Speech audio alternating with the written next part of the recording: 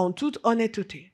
Dieu cherche des gens qui vont prier. Parce que la volonté de Dieu sur la terre est accomplie quand les hommes prient. Parce que la terre, il l'a donnée au Fils de l'homme.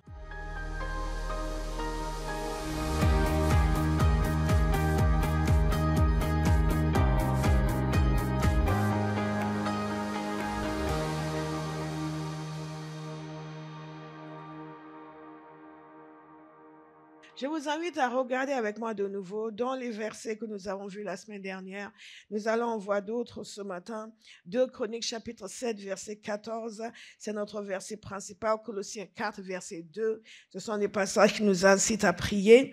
Et je vous demande aussi de regarder dans Romains 10, 14. Thank you, Jesus. Nous sommes bénis de Dieu. Chaque jour, je suis émerveillée de l'amour de Dieu. Chaque jour, parfois, je dois me pincer pour dire je connais vraiment Jésus. Je n'ai rien fait pour le mériter.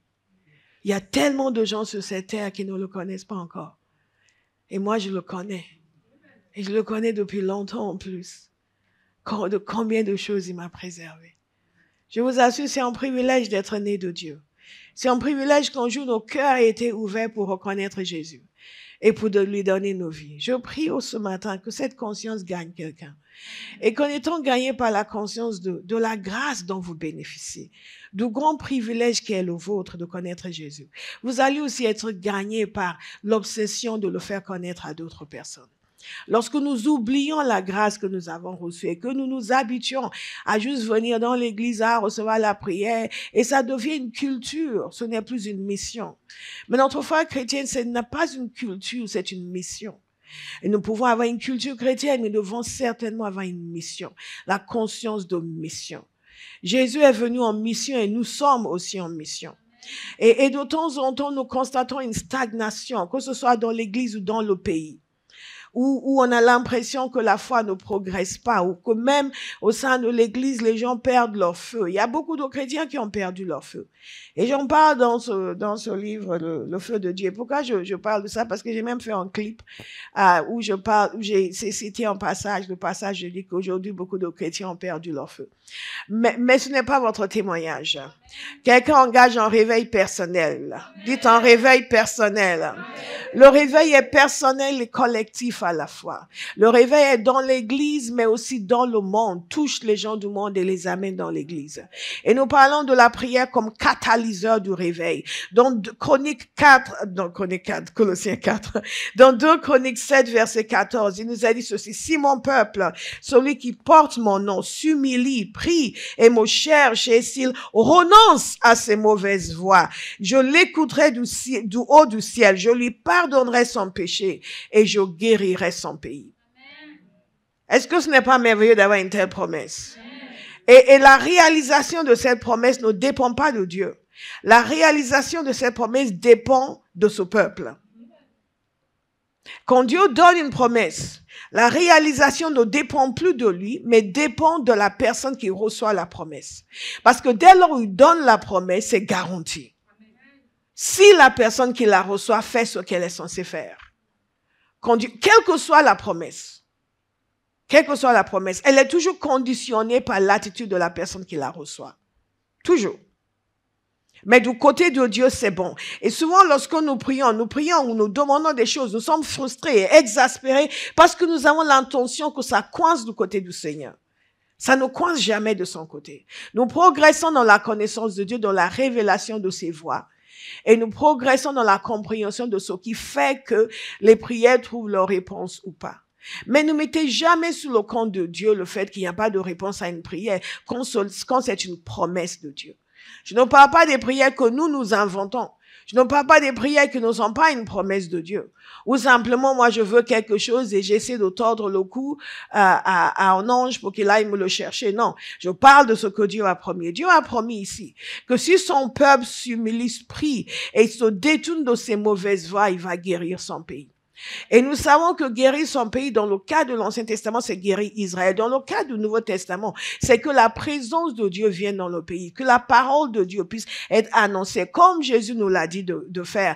Et il nous a dit, allez et faites des nations des disciples.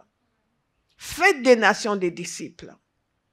Et que nous sommes censés leur apprendre à obéir à tout ce qu'il nous a montré. Je paraphrase, bien entendu.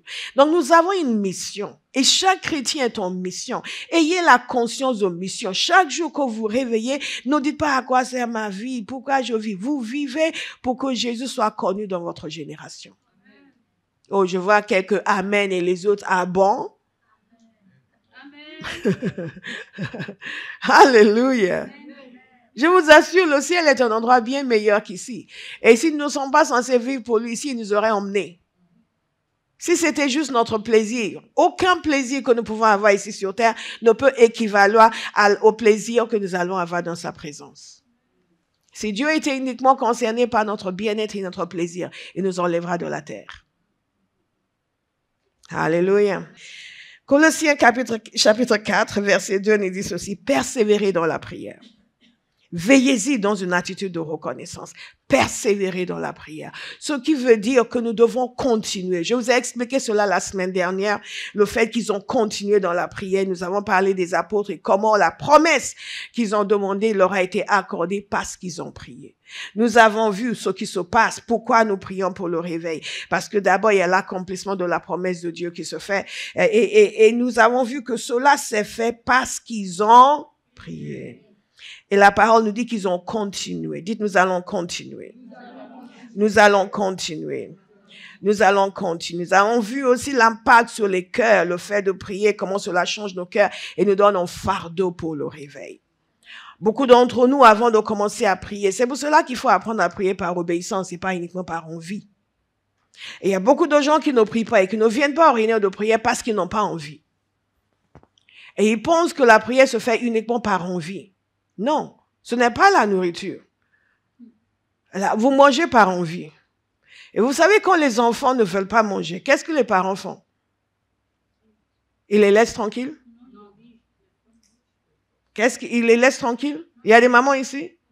Quand vos enfants ne voulaient pas manger, vous dites, oh, c'est pas grave, il n'a pas envie de manger. Mais ça fait 2 jours qu'il n'a pas mangé. Oui, mais bon, quand il aura envie, il va manger. Non, c'est la bonne éducation? Non, qu'est-ce qu'on fait? Comment? Vous insistez, hein?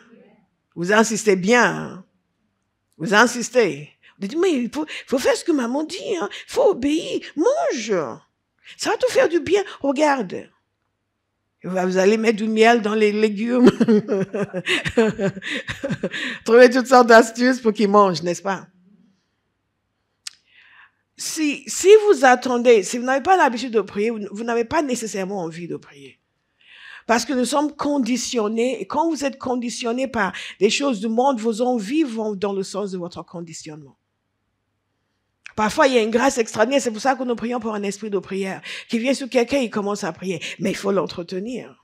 Et il y a 2 ans, nous avons fait un week-end pour les jeunes, et le feu de Dieu est tombé sur eux, et ils ont prié, mais comme wow!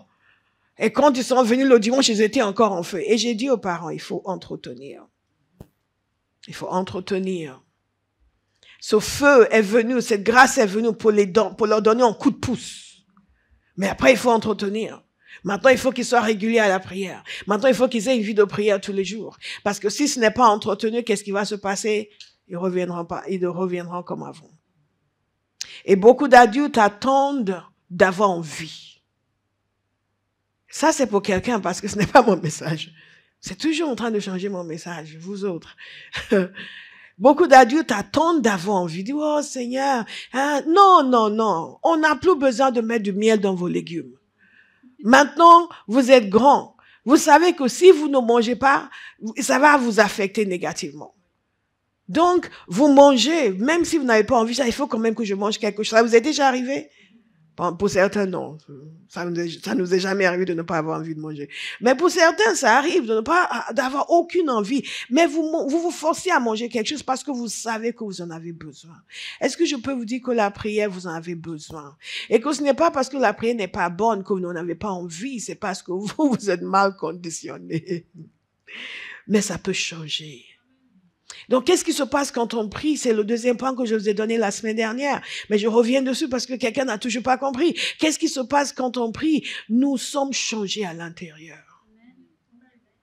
et nous recevons le fardeau de Dieu pour les perdus. Nous commençons à les voir comme Dieu les voit. Nous sommes conscients de notre responsabilité, notre devoir envers les gens qui ne connaissent pas le Seigneur. Et nous comprenons que ce n'est pas juste une question, bon, chacun croit ce qu'il veut, on est en démocratie. Non, on est en pays libre. Non, on comprend qu'il y a des enjeux spirituels. Et on ressent, au plus on prie, on perçoit le cœur de Dieu pour les gens. Et on reçoit sa compassion, on reçoit son fardeau. Et donc, qu'est-ce qui se passe? Vous ne vous posez même plus la question de savoir si vous avez envie de prier. Non, vous êtes poussé à prier parce qu'il y a un besoin qui a grandi en vous. Un désir qui a grandi en vous. Une maman qui voit son enfant malade ne va pas dire « j'ai pas envie de prier ». Vous allez prier comme si on vous payait pour prier. Donc, je prie pour quelqu'un ce matin. Que la compréhension du cœur de Dieu pour les humains vous soit donnée. Amen. Réellement. Et que votre cœur soit enflammé pour les voir réconciliés avec Jésus. Et c'est ce qui nous arrive quand nous prions. Dans Romains chapitre 10, verset 14. Mais comment donc feront-ils appel à celui en qui ils n'ont pas cru? Et comment croiront-ils en celui dont ils n'ont pas entendu parler? Et comment entendront-ils parler de lui si personne ne l'annonce? Et comment l'annoncera-t-on si personne n'est envoyé? Comme il est écrit, qui sont beaux les pieds de ceux qui annoncent la paix, de ceux qui annoncent de bonnes nouvelles. Et le troisième point que je vais vous donner aujourd'hui, c'est que lorsque nous prions, nous parlons de la prière comme catalyseur du réveil. Lorsque nous prions, la prière permet de mobiliser, de former, d'envoyer les gens dans la moisson. C'est dans la prière que cela se passe. Parce que sinon, vous allez envoyer des gens qui n'y croient même pas. Vous allez envoyer des gens qui vont revenir au bout de 2 heures pour dire « Oh là !» C'est loin, Besançon. On allait prendre le train, on a vu les horaires. L'heure d'arrivée, on a dit, ah non, on va rester à Paris. Beaucoup de personnes, avec un petit peu d'effort, pourraient faire beaucoup de choses pour le Seigneur. Mais parce qu'il n'y a pas eu de prière, ces personnes n'ont pas été formées, mobilisées, travaillées par Dieu. Je rencontre souvent les jeunes à qui des ministères ont été confiés dans différentes églises. Et je suis toujours étonnée par leur manque de préparation et leur manque de sanctification. Or, s'il y a une chose qui est nécessaire quand on veut être utilisé par Dieu dans le réveil, c'est la prière. Un homme qui n'est pas sanctifié, une femme qui n'est pas sanctifiée et qui se met à faire ceci et faire cela et gagner des âmes à droite et à gauche. Parfois, je vois des vidéos, les gens sont contents parce qu'ils ont prié pour les gens qui sont tombés. Et moi, je dis, mais et quand Satan vient derrière toi, qu'est-ce qui va se passer? La prière permet de nous équiper, de nous former et c'est pas la prière que Dieu désigne les gens qu'il a choisis. Il dit ceci, comment entendront-ils parler de lui si personne ne l'annonce? Et comment l'annoncera-t-on si personne n'est envoyé? Et il nous dit qu'ils sont beaux, les pieds de tous ceux qui annoncent la paix, de ceux qui annoncent de bonnes nouvelles. Donc chaque jour, regardez vos pieds et dites, ah, ils sont beaux mes pieds. Parce qu'aujourd'hui, je vais annoncer les bonnes nouvelles. Je vais parler de Jésus à quelqu'un. Donc la clé du réveil, c'est l'annonce. Et pour que l'annonce soit faite, il faut des hommes qui sont bien disposés. Quand je parle des hommes, je parle d'hommes et femmes. Il faut des hommes qui sont bien disposés, qui sont bien préparés, qui sont désignés par le Seigneur. Dans Matthieu chapitre 9, verset 36, il nous a dit ceci. Jésus, à la vue des foules, il fut rempli de compassion pour elles, car elles étaient blessées, abattues comme des brebis qui n'ont pas de berger. Alors il dit à ses disciples, la moisson est grande, mais il y a peu d'ouvriers. Priez donc le maître de la moisson d'envoyer des ouvriers dans sa moisson. Encore une fois, la prière et les ouvriers. Est-ce que vous voyez la connexion? Donc, c'est dans la prière que les ouvriers sont formés. C'est dans la prière que les ouvriers sont désignés. Et c'est grâce à la prière que Dieu pourvoit des ouvriers. Je vais le répéter. C'est dans la prière que les ouvriers sont formés. C'est dans la prière que les ouvriers sont désignés. Et c'est grâce à la prière que Dieu pourvoit des ouvriers. Donc nous avons l'habitude de prier pour des ouvriers. Nous allons continuer à prier pour des ouvriers jusqu'à ce que Jésus revienne ou jusqu'à ce que nous partions. Parce que ce que nous avons à faire dans cette nation est énorme et dans les nations. Et cela demande des ouvriers, des hommes et des femmes qui ne vont pas amener la honte sur l'évangile, mais qui vont œuvrer sérieusement pour le Seigneur pour que les gens soient gagnés. Donc la prière joue ce rôle clé là. Et quand Jésus devait désigner ses apôtres, vous savez ce qu'il a fait? Vous ne pouvez même pas deviner, même si vous ne saviez pas. Vous savez ce qu'il a fait? Il a prié. Il a prié une nuit entière sur la montagne et après il a désigné les 12. Et la parole de Dieu nous dit qu'il les a désignés. Je vais vous lire le passage dans Luc. Dans Marc plutôt.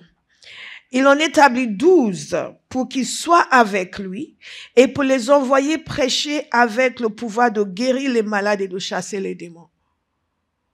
Donc il a prié toute la nuit et il a désigné les 12. Et il a désigné les 12 par la prière et il les a formés aussi à prier. Vous vous souvenez? Il ne savait pas prier. Il regardait le Seigneur et disait, Seigneur, apprends-nous à prier. Et ceux qui étaient là mercredi se souviennent, je vous ai dit que toute ma vie, depuis que j'ai eu un peu de sagesse dans la vie chrétienne, j'ai dit au Seigneur, apprends-moi à prier. On ne peut jamais penser qu'on sait tout. On ne sait jamais tout. Je vous ai donné le témoignage qu'on passait à une autre dimension. Et que samedi d'avant, j'étais entrée dans une dimension en prière où je n'étais jamais entrée dans ma vie. Et Dieu sait que je prie. Est-ce que vous me suivez? Donc il y a plus. Et quelqu'un va dire au Seigneur, je veux plus. Alors que ce message sur la prière est annoncé, que cet esprit de prière tombe sur moi. Que la soif de prier vienne dans mon cœur. Que je passe à une autre dimension dans ma vie de prière. Que je ne sois plus de ceux à qui on doit demander, qu'on doit solliciter et qu'on doit dire, tu étais où, on t'a pas vu. Non, non, non. Que je devienne un moteur en matière de prière. Amen. Alléluia. Je vous dis toujours que si vous savez prier, il y a une solution à chaque situation. Parce que Dieu va donner la solution. Nous avons l'impression, parfois, certains d'entre nous, que nous servons Dieu, mais Dieu est silencieux. Alors, pas du tout. Il conduit, il dirige. Jésus a prié toute la nuit. Pourquoi? Pour désigner les bonnes personnes. Y compris celui qui allait le trahir, parce qu'il fallait qu'il y ait un qui allait le trahir. Et il a prié pour les désigner parce qu'il avait une tâche à leur confier. Mais même après avoir prié pour les désigner, il leur a montré comment eux-mêmes doivent prier. Nous devons prier. Alléluia. Et Jésus nous a appris à prier. Et une des premières choses qu'il nous a dit de prier, c'est que ton règne vienne. En d'autres termes, nous voulons le réveil. Une des premières choses que Jésus nous a appris à prier, c'est que les gens connaissent Dieu, que Dieu règne dans le cœur et dans la vie des gens. Ça passe d'abord par la nouvelle naissance, par le baptême dans le Saint-Esprit, par la soumission à Dieu. Apprenez-leur à obéir. Ça, c'est le règne de Dieu. Donc, prier pour le réveil, c'est la chose fondamentale que Jésus nous a dit de faire. Que ton règne vienne. Déclarons-le ensemble. Que ton règne vienne. Dites-le comme si vous étiez vivant. Que ton règne vienne. Ce n'est pas une formule, c'est une demande. Une demande au cœur. Père, que ton règne vienne. Que ton règne vienne sur la France. Que ta volonté soit faite sur terre comme dans le ciel. Quelle est la volonté de Dieu? Que les gens le connaissent. La parole de Dieu nous dit qu'il ne désire qu'aucune âme périsse. Mais est-ce que c'est votre volonté? Ou est-ce que c'est le sujet de vos prières? Parce que c'est ce que Jésus nous a dit de prier en premier. Et ce n'est qu'après que nous arrivons à « donne-nous aujourd'hui notre pain quotidien ». Donc, ce qui souvent fait l'objet de nos prières n'est pas la première chose que Jésus nous a dit de demander. Nos besoins. Ce n'est pas la première chose que Jésus nous a dit de demander. Il nous a dit de demander en premier le règne de Dieu, la volonté de Dieu, le salut de notre génération. Et vous remarquez, quand il nous a quittés, il ne nous a pas dit, OK, maintenant, à chaque fois qu'on vous demandez à manger, je vais donner à manger. Non, il a dit, allez maintenant et faites des nations des disciples. Faites en sorte que son règne vienne. Alléluia. Alléluia.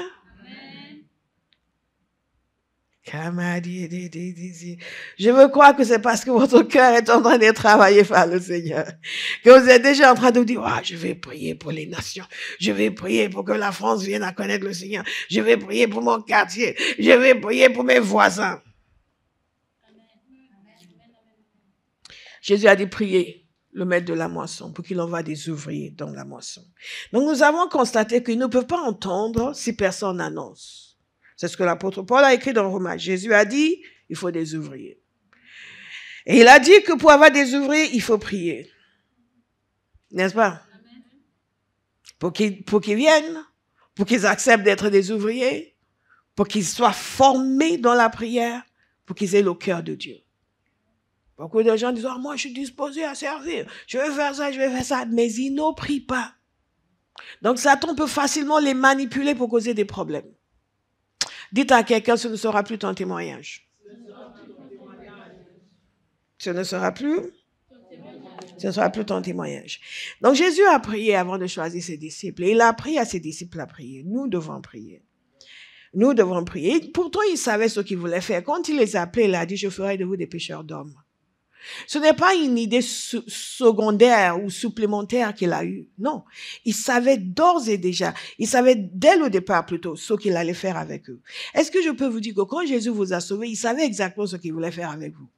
Il allait faire de vous des pêcheurs d'hommes. La même chose qu'il voulait faire de ses disciples, c'est ce qu'il veut faire de chacun de nous. La preuve, c'est le mandat qu'il nous a donné. Prêcher l'évangile à toute la création. Il a de la suite dans les idées. C'est la raison pour laquelle il est venu, pour que les hommes soient sauvés. Et quand il sauve quelqu'un, il lui donne tout de suite un travail. Maintenant, toi aussi, investis-toi dans ma mission. Dites à quelqu'un, investis-toi dans la mission de Jésus. Alléluia. Et pour que cette mission réussisse, nous devons prier. Donc, nous continuons. Vous vous souvenez de Saül, l'apôtre Paul, quand il a rencontré Jésus? Jésus lui a annoncé sa mission. Et tout de suite, Paul a compris. Parce que quand Jésus est allé parler à Corneille, il lui a donné la révélation qu'il devait aller prier pour Paul, Saül à l'époque. Jésus a dit quelque chose le concernant. Il lui a dit, il prie. Ah, ma prière pour chacun de vous, c'est que Jésus puisse dire la même chose de vous. Amen. Il venait de se convertir, tout de suite il s'est mis à prier. Parce que cet homme avait l'intelligence de savoir que la mission qui était devant lui ne pouvait être accomplie que par la prière. Et Jésus en a témoigné à Corneille. Il a dit, il prie. Que ce soit votre témoignage. Que Jésus ne vienne pas dire à votre pasteur, prie pour Olive, hein, parce qu'elle ne prie pas. Dites, je prie. Comme Paul, je prie. Et nous savons qu'il priait. Parce que quand il a écrit à cette église de Corinthe, rien qu'en parlant de la prière en langue, il a affirmé prier en langue plus que eux tous. Donc il devait beaucoup prier. Pas 1 heure, pas 2 heures, pas 3 heures, pas 4 heures, pas 5 heures, il devait beaucoup prier. Un serviteur de Dieu que j'aime beaucoup, il a dit qu'il a entendu que son père spirituel priait. Il a fait 48 heures de prière non-stop. Il a dit quoi? Moi aussi. Et il s'y est mis. Et il pensait qu'il avait prié longtemps. Il a regardé. Il n'avait fait que 20 minutes.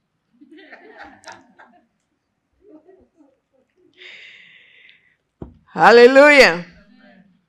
Mais il y a des gens ici, lorsque vous avez eu là, il y a quelques années, quand vous deviez prier 3 heures dans votre groupe, je sais que certains n'étaient pas contents. Mais ça a été l'occasion pour d'autres de passer à une autre dimension. Certains n'ont pas respecté. Mais ceux qui ont respecté sont passés à une autre dimension. Je sais que c'est un des témoignages qu'Ariel avait donné. Elle a suivi. Et prié en langue pendant 3 heures. Une autre dimension.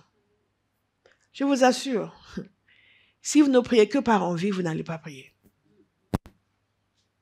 Je vous dirais même, si vous ne priez que quand vous sentez quelque chose, vous n'allez pas prier. Parce qu'on ne sent pas toujours quelque chose.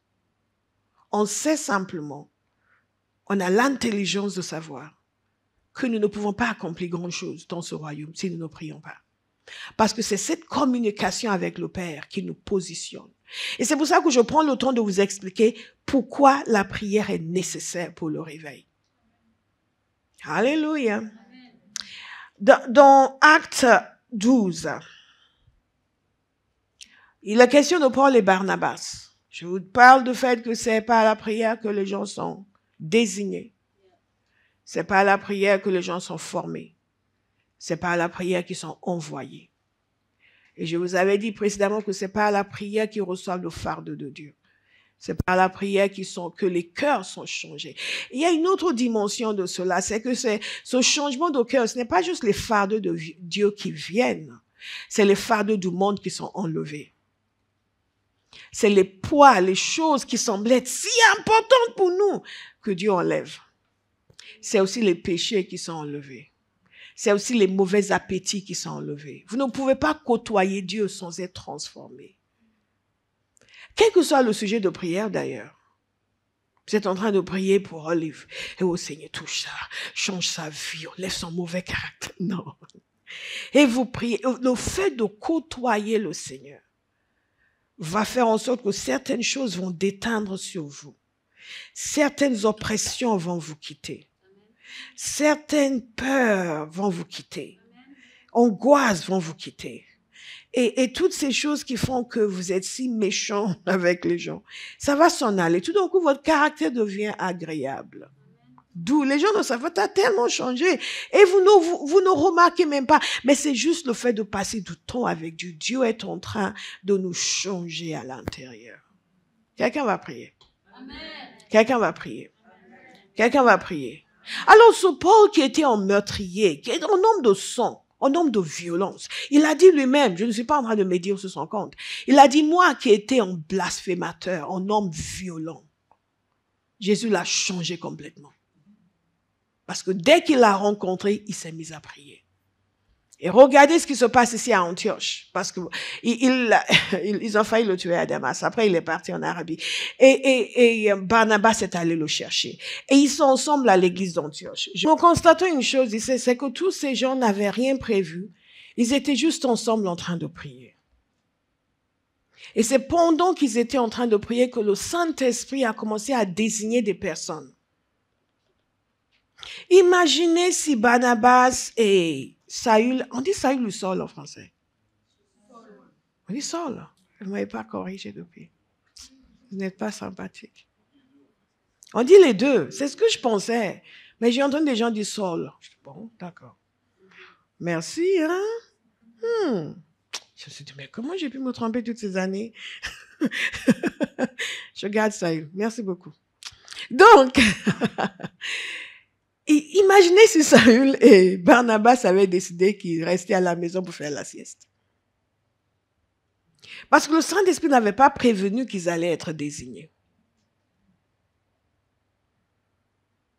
Simplement, ils étaient là où ils étaient censés être. Et ils étaient en train de prier et de jeûner.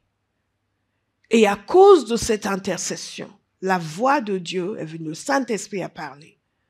Je veux que vous compreniez à quel point c'était important qu'ils aient été là en train de prier. Toute la carrière de l'apôtre Paul, ce pour lequel on le connaît aujourd'hui, ces livres du Nouveau Testament sont issus, le livre des Actes, tout cela est issu de ce moment-ci, ce moment de prière. Je vais le redire parce que quelqu'un n'a pas compris. Tout ce que nous connaissons aujourd'hui, comme les épîtres, et la majorité des épîtres du Nouveau Testament, tout ce qui s'est passé dans le livre des Actes, à part ici et là où il était question de Pierre, tout cela a démarré avec cette réunion de prière. Avec cette réunion de prière. On a juste eu quelques phrases sur le fait que Paul à Damas, il réfutait les gens. Il a expliqué que Jésus était Seigneur. Après, ils ont voulu le tuer. Point. Tout le reste a commencé ici. C'est là où ils ont été envoyés. À cause d'une réunion de prière. C'est là où le Saint-Esprit a parlé. C'est là où ils ont été envoyés. Et tout le reste, vous allez voir des cartes dans vos Bibles, les voyages missionnaires. Premier voyage missionnaire, deuxième voyage missionnaire, troisième voyage missionnaire. Tout cela a commencé avec cette réunion de prière à Antioche. Et ils n'ont pas raté le rendez-vous. Bien-aimés, quel que soit le réveil, il y a des hommes et des femmes qui vont prier pour déclencher une action de Dieu. Les réunions de prière qu'ils ont faites dans l'île de Lévis, ces deux femmes dont je vous ai parlé la semaine dernière, ces deux femmes, ces deux sœurs qui ont prié, dans cette petite maison humble, modeste, est parti un des plus grands réveils de l'histoire de l'Église, qui a changé une île tout entière. Dans ce réveil, les gens marchaient dans la rue et venaient sous conviction de péché, dans la rue. On retrouvait les gens agenouillés en train de pleurer, demander pardon à Dieu pour leurs péchés. Des gens venaient en masse au poste de police, simplement en criant, ils pleuraient pour leurs péchés. Et après, on envoyait demander que le prédicateur vienne pour les conduire à Jésus. Les jeunes étaient à une fête en train de célébrer. Tout d'un coup, la conviction de péché est venue. Ils se sont tous commencé à pleurer. Tous sont sortis comme un homme, se sont dirigés vers l'église. Aujourd'hui, nous distribuons des milliers de flyers pour les inviter. Ils n'ont aucune envie de venir. Parce que nous n'avons pas encore prié. Parce que nous n'avons pas encore prié. Je vous ai parlé de ce village qui était très hostile. Et cette femme a parlé avec le serviteur de Dieu. Elle a dit, vous devez y aller. Ah, mais elle veut pas, non. Et elle a dit, écoutez, le Seigneur m'a parlé. Et elle a commencé à prier. Elle a dit, Seigneur. Elle lui a dit, si tu étais proche du cœur de Dieu, tu sauras ce qu'il faut faire. Elle a dit, Seigneur, tu m'as dit que tu vas faire ça, ça et ça, et qu'il y a 7 hommes qui seront sauvés, qui vont devenir des colons dans l'église. Mais il ne veut pas m'écouter. Elle a dit, ok, d'accord, je vais y aller. Il y est allé. Là où ils étaient hostiles à l'évangile, le Saint-Esprit a agi, ils étaient rassemblés dans l'église. Ils attendaient, il a annoncé l'évangile. Le pasteur lui a dit, il y a encore des gens qui sont de l'autre côté. Il y va, et il voit les 7 hommes dont le Seigneur lui avait parlé. Bien aimé, il y a des gens qui sont censés être là, que Dieu connaît déjà. Et il va nous les révéler si nous prions. Il n'y a pas que ceux que nous connaissons. Il y a des gens que Dieu connaît. Il y a des gens que Dieu voit. Il y a des gens qui sont résistants aujourd'hui, mais qui seront comme Saül demain. Il y a des gens qui ne sont même pas résistants, mais qui ne savent pas où aller, vers qui se tourner, quoi faire, comment est-ce que je veux connaître Dieu, comment est-ce que, avant de connaître le Seigneur, j'avais tellement de questions. Dieu merci, il y a des chrétiens qui venaient me parler. Évidemment, je les rejetais, je les cassais, mais j'avais des questions. J'étais tourmenté par des questions. Il y a beaucoup de gens aujourd'hui qui ont des questions. Et Dieu les connaît. Comment Dieu voit quelqu'un qui n'est pas encore converti et dit que ces 7 hommes vont devenir des colonnes dans l'église? Il y a des gens que nous n'avons pas encore vus qui vont devenir des piliers dans cette église à Bauhaus. Il y a des gens qui vont devenir des pasteurs, des apôtres, des évangélistes qui iront dans le monde entier pour annoncer l'évangile. Il y a des gens que nous enverrons aux 4 coins de la France, dans les villages où il n'y a même pas de poste et qui vont commencer une église et ils ne sont pas encore convertis. Il est important que nous ayons les yeux ouverts et que nous cessions de regarder notre nombril, ma petite vie, mon enfant, mon fils, ma fille, ma sœur, ma tante, mon cousin. Nous sommes obsédés par nous-mêmes et nous laissons les gens mourir et aller en enfer. Mais quelqu'un nous a parlé, nous.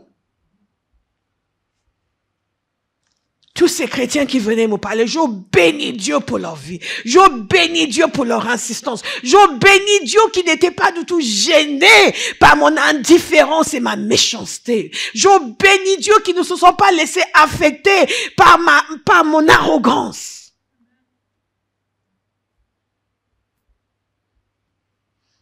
Parce que la parole a fait son chemin. Là où je cherchais dans l'église, je n'ai pas de réponse. Je voulais faire ma confirmation quand je suis arrivée à la dernière année à la fac parce que j'avais des questions. Mais ça n'a rien donné. Le prêtre n'a pu rien me donner.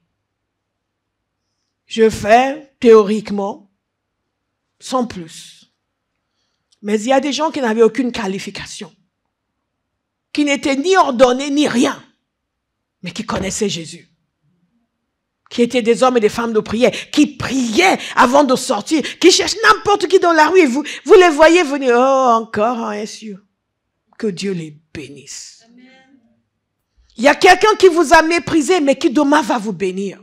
Il y a quelqu'un qui vous a regardé de haut et vous êtes parti en disant à quoi ça a même servi en Dieu, j'en ai évangélisé, il m'a fait que m'insulter. Mais un jour, cette personne va être à ma place ici en train d'annoncer l'évangile quelque part dans cette nation de France et va vous bénir.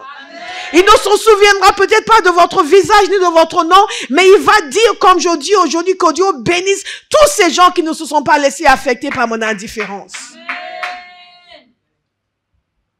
Et ce même Paul qui tuait les chrétiens, maintenant c'est lui qui est envoyé.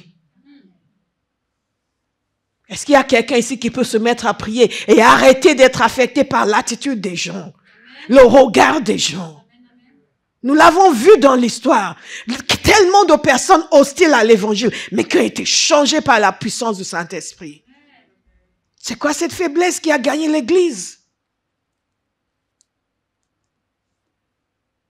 Quand j'étais à la fac et j'habitais dans le 6e, on allait au quartier latin pour évangéliser. Et les gens nous regardaient, nous aussi on les regardait. Parce qu'on n'avait rien à cirer de leur hostilité. On connaît le Dieu que l'on servait. Et après, on regardait nos amis catholiques qui n'étaient pas contents non plus. Mais on annonce Jésus. Oui, mais vous, les évangéliques, vous pensez qu'on peut avoir l'assurance du salut, mais bien entendu. Oui, mais on ne sait pas, c'est après. Ah, on sait, hein, on sait. Jésus nous a dit comment être sauvé. Sa parole est claire sur la manière d'être sauvé. Et on sait qu'on connaît Dieu. C'est pas juste on fait des rites, etc. Non, on sait. Mais les gens nous se moquaient de nous. On n'avait rien à cirer. Pourquoi? Parce qu'on sait que Jésus est réel. Et tout a commencé avec cette réunion de prière. Quelqu'un va dire, je vais prier. Vous n'avez pas idée de ce que Dieu va déclencher dans votre vie, à travers votre vie, à travers cette église, quand nous allons commencer à prier sérieusement. Et c'est pour ça que ce même Paul a pu dire, malheur à moi si je n'annonce pas l'évangile. Le même qui infligeait le malheur sur les gens qui annonçaient l'évangile, maintenant décrétait le malheur sur lui-même si lui n'annonçait pas l'évangile. Je prie pour quelqu'un aujourd'hui que Dieu vous réveille de votre torpeur. Et que l'on commence à prier. Et croire que nos prières fonctionnent. Écoutez, Dieu veut sauver les gens. C'est nous qui ne voulons pas les sauver. Ils ont continué à jeûner et à prier et après ils leur ont imposé les mains et ils sont partis. Lisez le Nouveau Testament. Lisez le livre des Actes. Regardez ce que Dieu a accompli à travers un homme. Qu'est-ce qu'il peut accomplir à travers nous tous qui sommes ici? Et Paul était un homme de prière. Les gens qui l'ont envoyé étaient des gens de prière. Et celui qui a été envoyé était aussi un homme de prière. Et souvenez-vous de ce qui s'est passé avec Corneille. C'est grâce à la prière que Corneille a été sauvé. C'est grâce à la prière que le salut est entré dans tout cet endroit, dans toute cette famille. Parce que Corneille était un homme de prière. La parole de Dieu nous dit le concernant. Acte 10. Vous êtes encore là? Il y avait à Césarée un homme appelé Corneille, qui était officier dans la troupe romaine, appelée cohorte italienne. Ce n'était pas un juif. Il était pieux et craignait Dieu avec toute sa maison. Il donnait beaucoup d'argent au peuple et ne cessait de prier Dieu. Vers 3 heures de l'après-midi, il vit clairement dans une vision un ange de Dieu entrer chez lui et lui dire « Corneille ». Il fixa les regards sur lui et rempli de crainte répondit « Qu'a-t-il, Seigneur ?» L'ange lui dit, tes prières et tes dons que tu as faits sont montés devant Dieu et il s'en est souvenu. Et cette histoire est extraordinaire. Maintenant, on voit des hommes à Jaffa et fait venir Simon, surnommé Pierre. Il est logé chez un certain Simon, tanneur, dont la maison se trouve près de la mer. Dès que l'ange qui lui avait parlé fut parti, Corneille appela 2 de ses serviteurs et un soldat pieux parmi ceux qui étaient attachés à son service. Il leur racontait tout ce qui s'était passé et les envoya à Jaffa. Le lendemain, alors que ces hommes étaient en route et qu'ils s'approchaient de la ville, Pierre monta sur le toit vers midi pour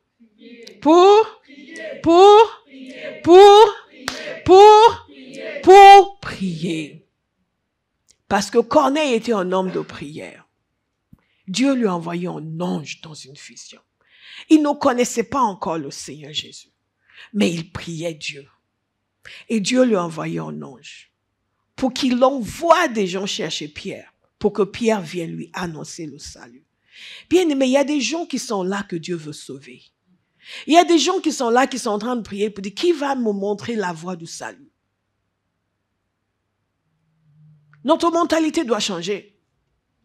Il y a beaucoup de chrétiens qui ont une mentalité d'assiégé. On ne nous aime pas, on reste entre nos 4 murs. Oh, la France est dure, les gens ne nous aiment pas. Non, il y a des gens qui demandent que Dieu leur envoie quelqu'un. Voyez le désir de Dieu de sauver. Il cherche juste une église qui va coopérer avec lui. Qui va cesser d'être obsédée par elle-même. Qui va dire, Seigneur, je vais prier. Je vais prier. Et c'est parce que Pierre était en prière. Lui aussi a eu une vision. Et dans sa vision à lui, Dieu lui a révélé ce qu'il était censé faire. Il a compris. Au début, c'était un peu flou. Lisez sa vision, je n'ai pas le temps de la relater. Mais après, quand ces hommes sont arrivés, le Saint-Esprit lui a dit d'aller avec eux. Et il a compris que c'était le sens de sa vision. Il est allé avec eux. Il y a des gens qui sont prêts, qui n'attendent que quelqu'un pour leur parler. Et c'est dans la prière que la connexion sera faite. Pierre arrive chez Corneille. Il est en train de parler. Il n'a même pas encore fini de parler. C'est de là que vient mon verset, un de mes versets préférés dans la Bible. Comment Dieu a oint de Saint-Esprit de puissant Jésus de Nazareth, qui allait de lieu en lieu faisant de bien et guérissant tous ceux qui étaient opprimés par le diable, car Dieu était avec lui. C'est le message qu'il a prêché à Corneille et sa famille. Et ils ont cru. Et pas que sa famille, même ses hommes. Là, il est question d'un soldat pieux. Donc, certains de ces soldats, ils croyaient aussi en Dieu, voulaient aussi connaître Dieu. Il y a des hommes d'influence qui ont une sphère d'influence. Dieu va vous connecter avec eux parce que vous priez. Et quand ils vont être gagnés, autour d'eux, les gens seront gagnés aussi. Ce ne sera pas un homme qui va être gagné. C'est tout un groupe. C'est toute une entreprise. C'est toute une église. Pour certains des serviteurs de Dieu qui ne connaissent pas encore le Dieu qu'ils servent. Alléluia. Le Saint-Esprit est descendu sur eux. Il y a quelques années, le Seigneur nous avait donné une parole. Il nous a dit, si nous faisons ce qu'ils ont fait, nous aurons les résultats qu'ils ont eus. Et une des choses majeures qu'ils ont fait, c'est qu'ils ont prié. Et nous allons prier. Un ange est venu parce qu'un homme priait. Vous voyez à quel point Dieu s'intéresse au salut des âmes. Et il lui a dit ceci. Tes prières et tes dons, et les dons que tu as faits, sont montés devant Dieu. Et il s'en est souvenu. Moi, je vais poser une question. Vous êtes chrétien. Est-ce que vos prières sont suffisamment sérieuses pour capter l'attention de Dieu? Est-ce que vos dons, vos offrandes, sont suffisamment sérieuses pour capter l'attention de Dieu?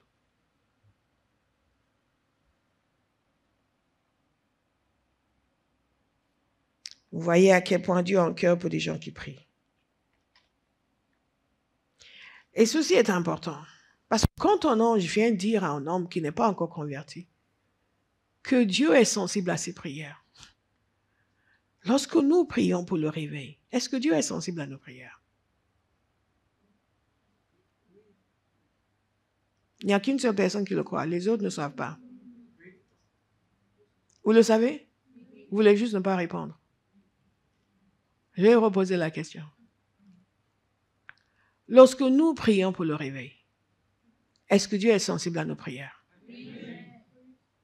Est-ce que les anges sont sensibles à nos prières? Est-ce que nos prières vont permettre de mobiliser le ministère des anges? Parce que même quelqu'un qui ne connaissait pas encore le Seigneur Jésus, ses prières ont mobilisé le ministère des anges. Quelqu'un va prier différemment. Vous allez prier comme les gens qui savent que Dieu les entend, qu'il les écoute et que les anges sont de la partie avec nous. Vous vous souvenez de Philippe?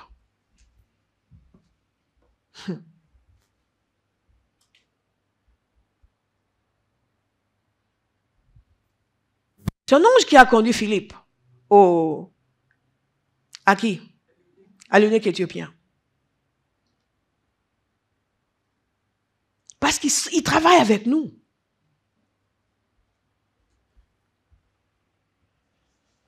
La conscience des réalités divines. Quelqu'un va dire, je reçois la conscience des réalités divines, de l'intérêt du ciel, du partenariat avec Dieu et de la réponse inéluctable de Dieu à mes prières.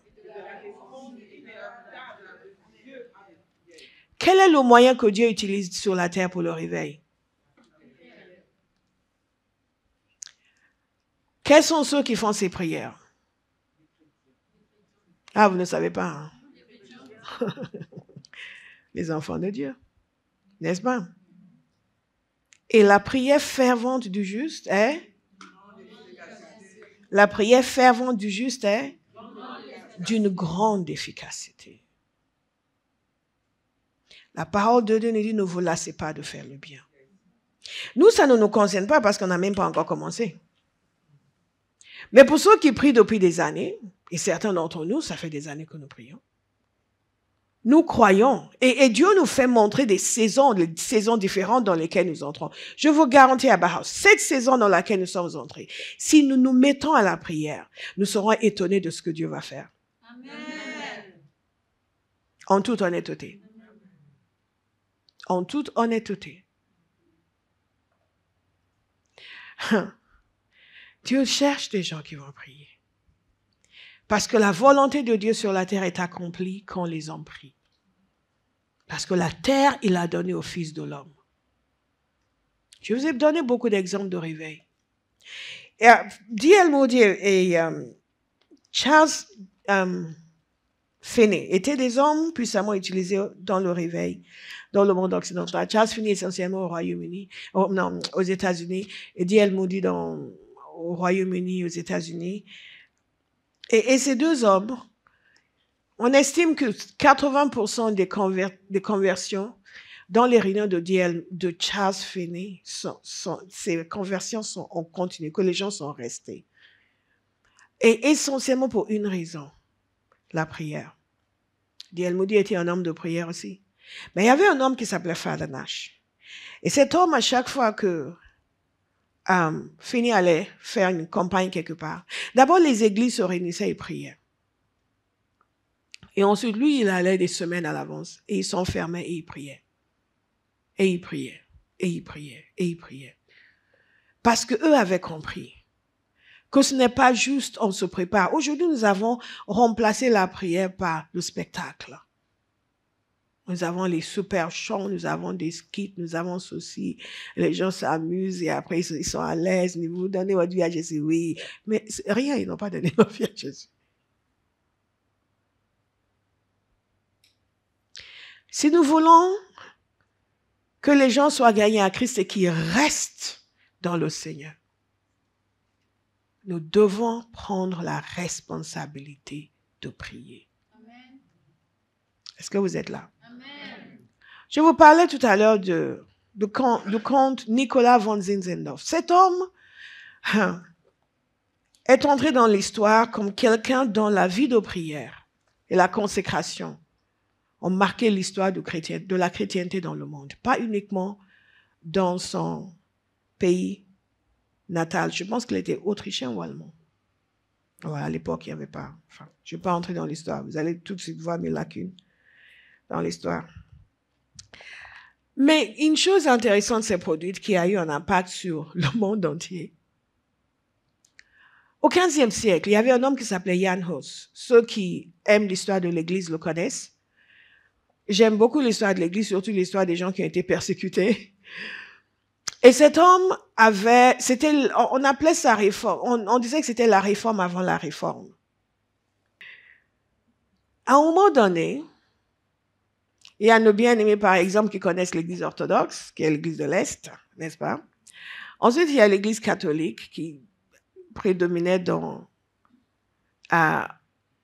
cette partie de l'Europe. Et l'Église catholique était l'Église, en quelque sorte. Et les dissidents, il n'y en avait pas beaucoup, mais quand il y en avait, ils étaient réprimés. Jan Hus était catholique, mais il prenait les changements au sein de l'Église.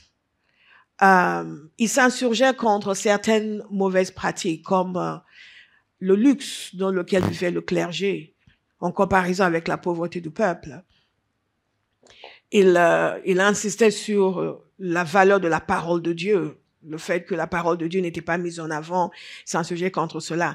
Beaucoup de choses qui sont faites très contemporaines aujourd'hui dans nos églises évangéliques, moi qui étais, parce que nous aussi on est. Mais pour ses peines, il a été brûlé vif. Mais il avait commencé quelque chose, un mouvement de protestation qui a touché beaucoup de personnes.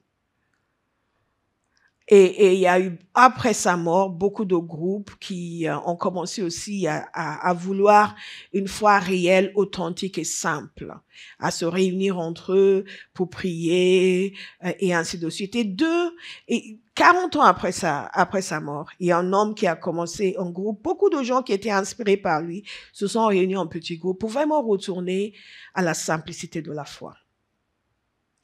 Et parmi eux, sont ceux qui, après quelques évolutions, sont devenus des Moraviens, les frères Moraves, on les appelait.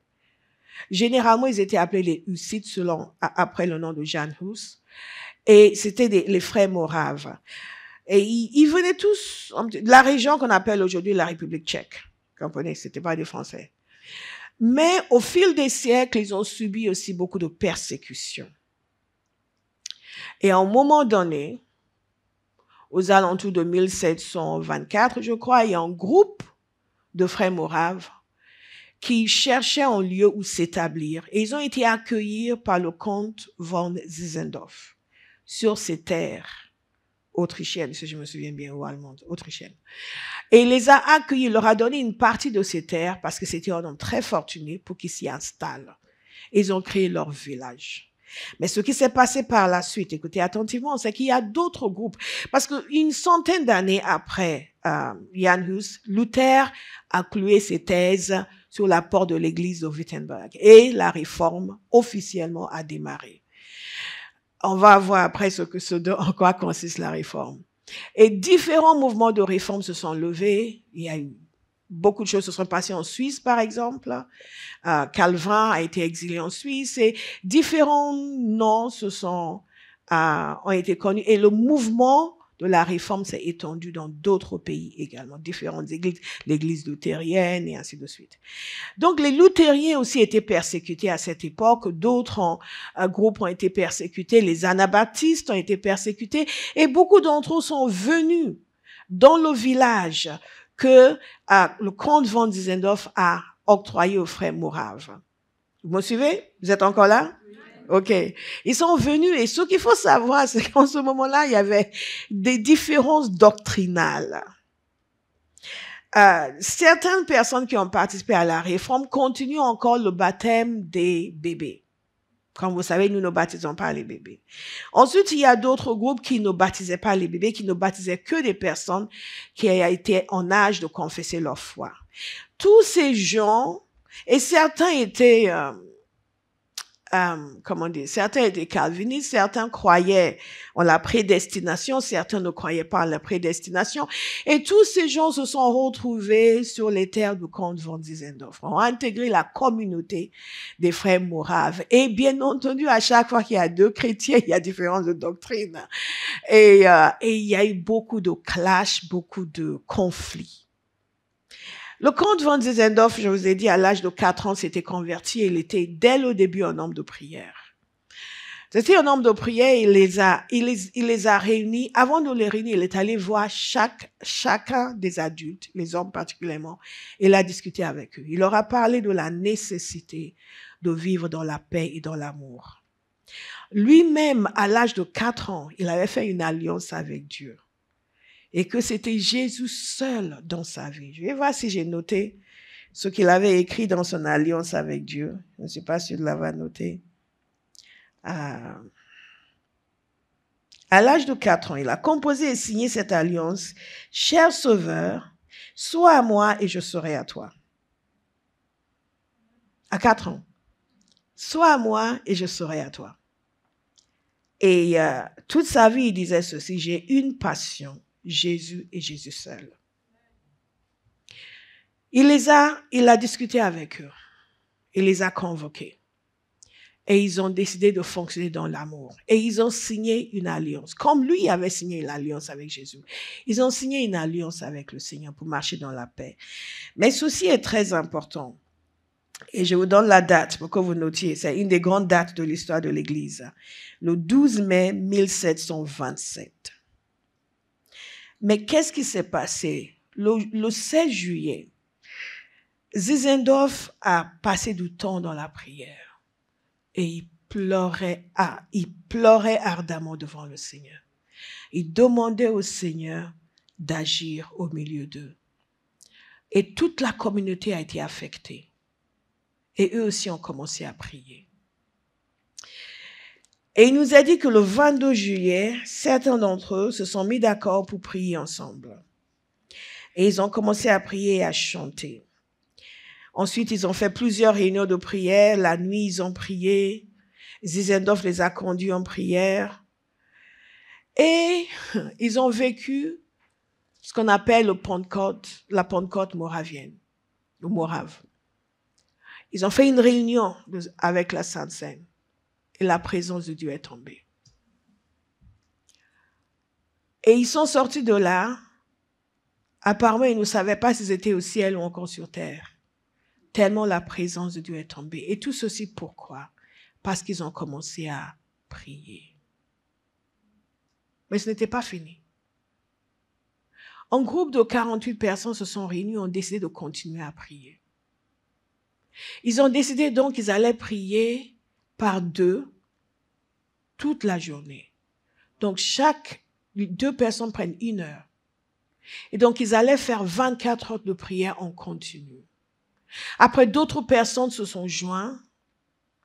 D'autres personnes se sont jointes à ce groupe. Et ils ont continué à prier. Et d'autres sont venus. Et au fil du temps, cette réunion de prière, on continue à continuer. Donc, chaque moment de la journée, il y avait des gens qui priaient. Et vous savez combien de temps cette réunion de prière, ces prières ont duré?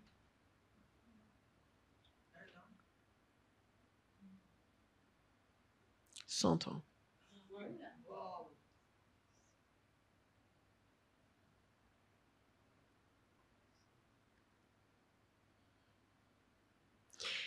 Et dès qu'ils ont commencé ces temps de prière, quelque chose d'extraordinaire s'est passé. Dans les 25 ans qui ont suivi, ils ont envoyé une centaine de missionnaires dans le monde. Vous pouvez penser qu'une centaine, ce n'est pas beaucoup, mais une centaine, c'était plus que toute l'Église à l'époque. Et c'était une petite communauté. Ils ont envoyé des missionnaires dans le monde entier. Il y a des missionnaires moraves qui sont venus en France. Il y a des missionnaires moraves qui sont venus en Suisse et qui ont participé au réveil en Suisse, qui ont participé au réveil en France. Je donnerai les détails la semaine prochaine. Ils sont allés dans le Nouveau Monde. Partout. Et non seulement ça, il y a certains qui se sont offerts comme esclaves pour pouvoir aller annoncer l'évangile aux esclaves. C'était encore la période de l'esclavage.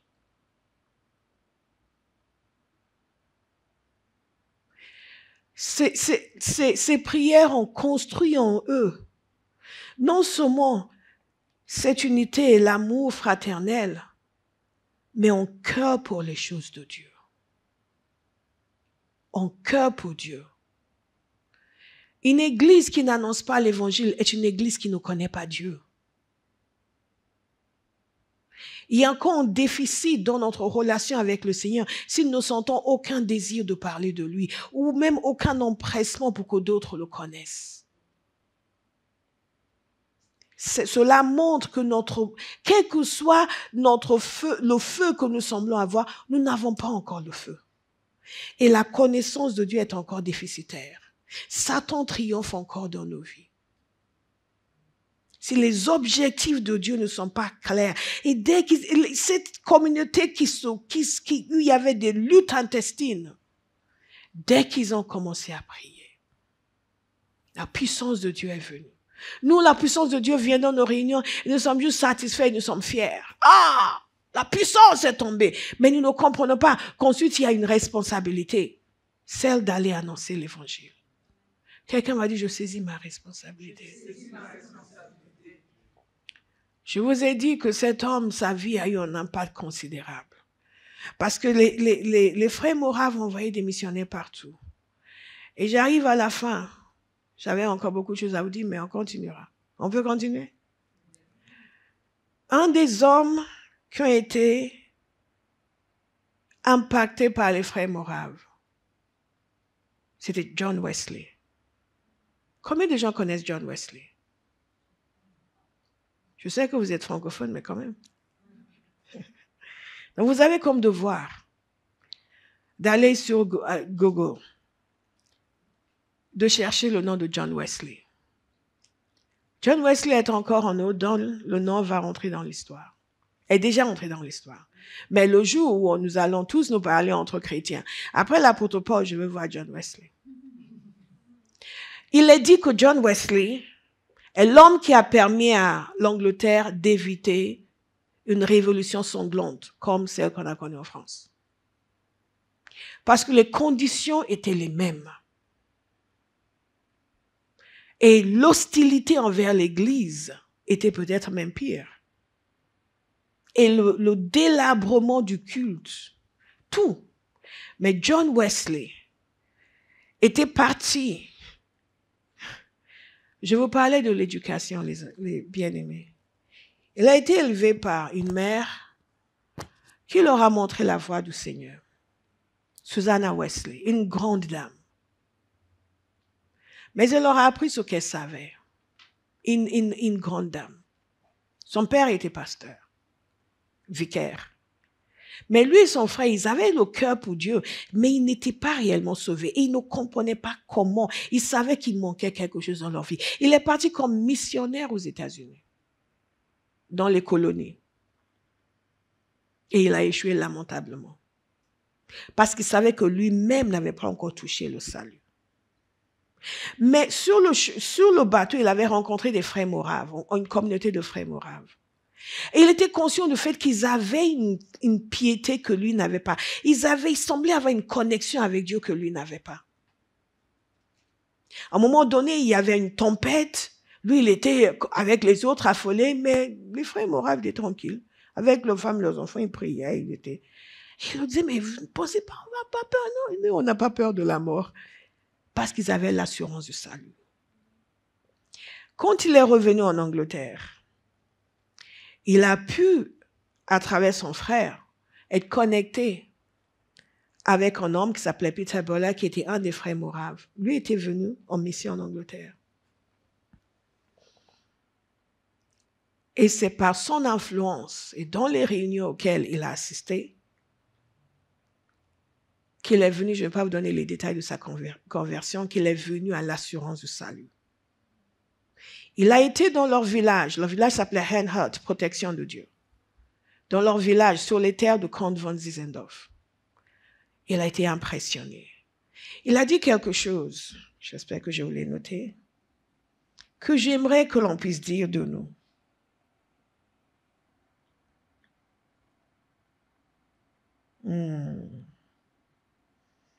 Si je ne l'ai pas noté, je vais vous le dire la semaine prochaine. Vous me le rappelez, d'accord? Ainsi, il a dit, Dieu m'a donné le désir de mon cœur en allant à Henhut, leur village. Je suis avec une église dont la conversation est au ciel, qui a la pensée du Christ et qui marche comme le Christ a marché. C'est extraordinaire. Leur conversation est au ciel.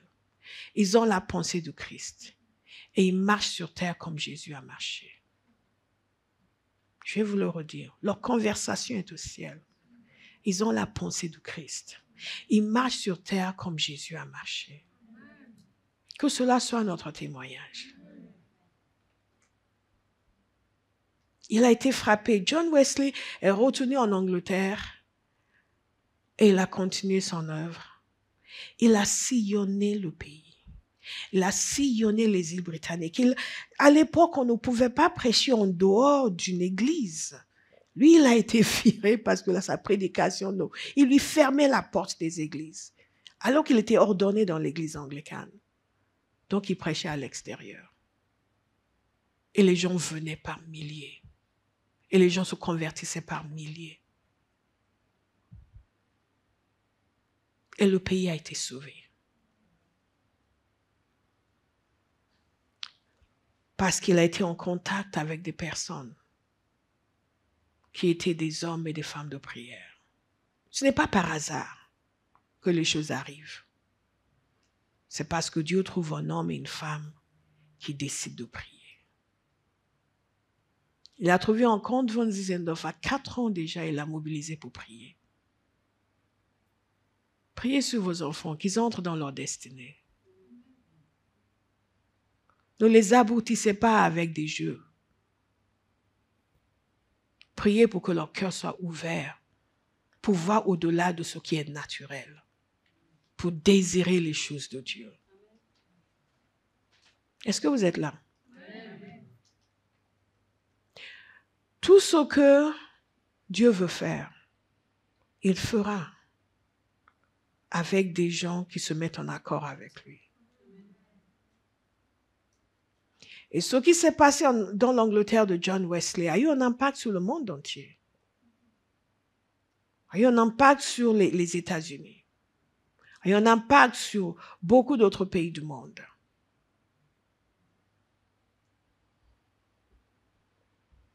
Il y a des luthériens en France aujourd'hui, n'est-ce pas? Et il y a aussi des méthodistes en France aujourd'hui. Nous allons prier.